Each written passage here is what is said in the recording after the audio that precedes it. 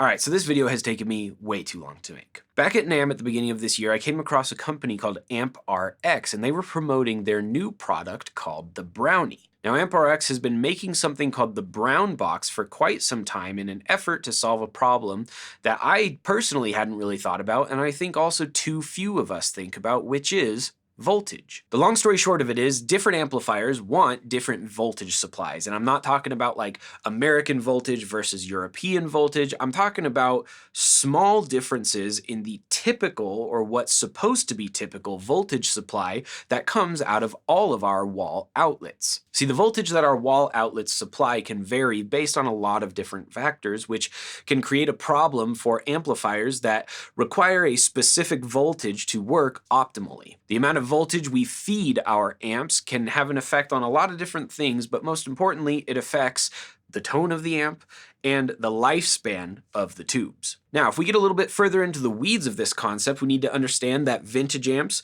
want a different voltage supply than modern amps, and even with that, modern amps can be damaged by variations in power supply that can come from different venues, different studios, different homes, etc. You see, as technology has shifted over the last 100 years, there are many things that have changed that we don't even think about. For instance, our power outlets. In the US, we first started really putting power outlets in homes and businesses in the late 1800s, and they got more and more popular in the early 1900s. In the early 1900s, the standard was 110 volts.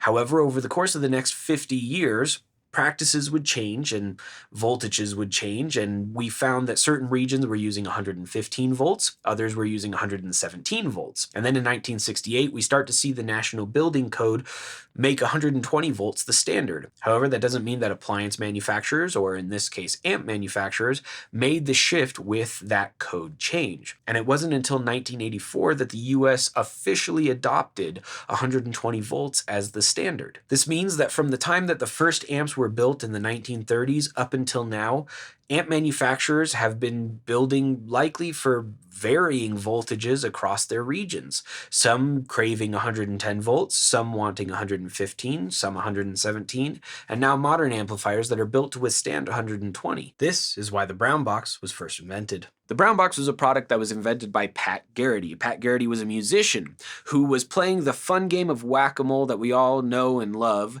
called tone chasing.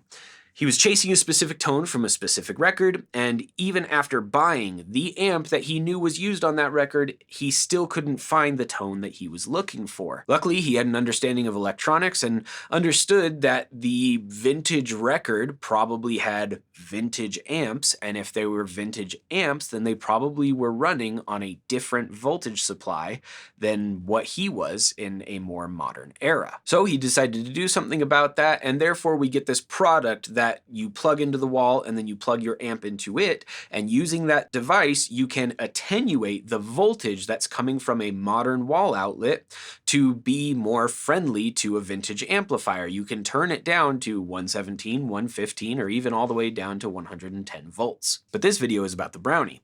The Brownie was released earlier this year, and it's similar to the Brown Box in that it allows you to control the voltage that your amp receives. However, it's geared more towards modern amps. You see, most modern tube amps run most optimally between 117 volts and 120 volts, with many people agreeing that the sweet spot is actually that 117 volts. Now, many of you may be thinking, well, if the wall is supplying 120 volts, that's close enough, right? And the problem is, that's not always the case. Even right now, if I look over my shoulder at my Brownie, it's sitting at 123 volts. The benefit of the Brownie is that it allows you to decrease the voltage that your amplifier receives by up to 7 volts, or it also allows you to increase the voltage by up to 5 volts. And overall, if you're gigging or touring, you never know what your power is going to look like. This takes the worry out of it. To prove this, I picked a handful of gigs that were in varying circumstances and decided to check the voltage and do some video footage of it. So I picked 4 gigs that seemed to be the most diverse in terms of where the power might be coming from. This first one was a kind of festival in the area that really we're just background noise. So they didn't spend a ton of money on music, but still had enough to have professional sound there. And as you can see, we're sitting around 119. And so it was just a quick little click down. The next place I took it was to a boutique guitar builder in my area called Rask Guitars. Feel free to click on the upper right hand corner to see the video that I made on Rask Guitars. He's doing some really cool stuff. But as you can see, we're sitting and settling around 123. Went ahead and dropped it down. This next one was interesting. This is a local club in my area called Velour Live Music Gallery.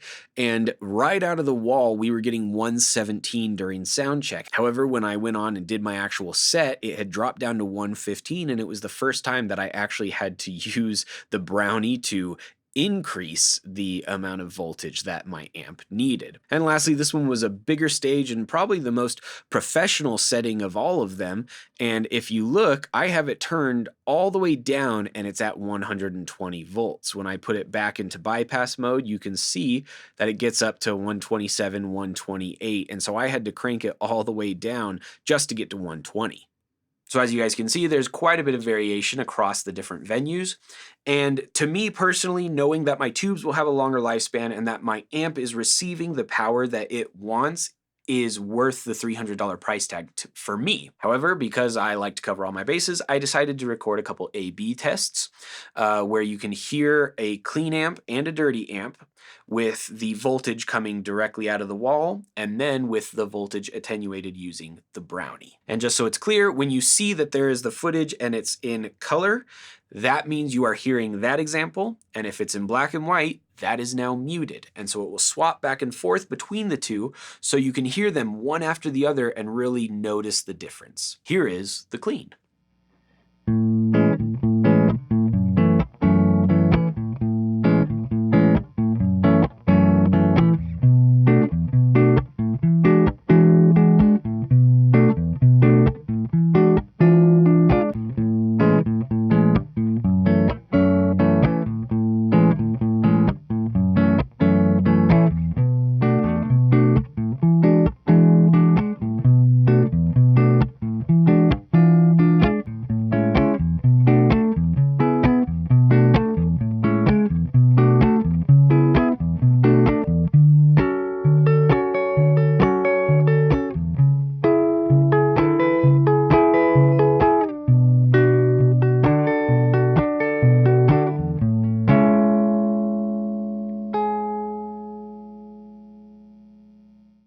And here's the dirty amp.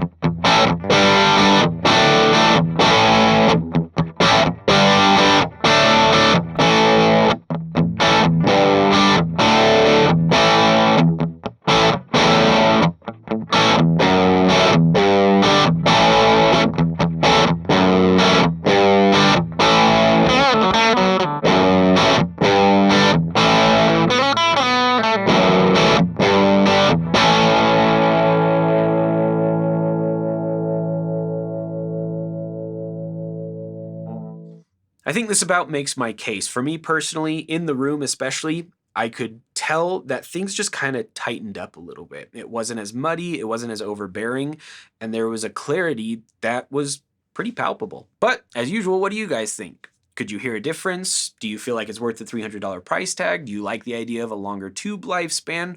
Do you currently own a Brownie or a Brown box and have your own experiences with them? Please let me know. If you like this content and you want to hear more stuff about guitars and guitar gear and theory and music and blah, blah, blah, go ahead and hit that subscribe button. For those of you who are returning, thank you so much for being a part of the channel. My name is Mac Wright. Go make someone else's day better, and we'll see you around.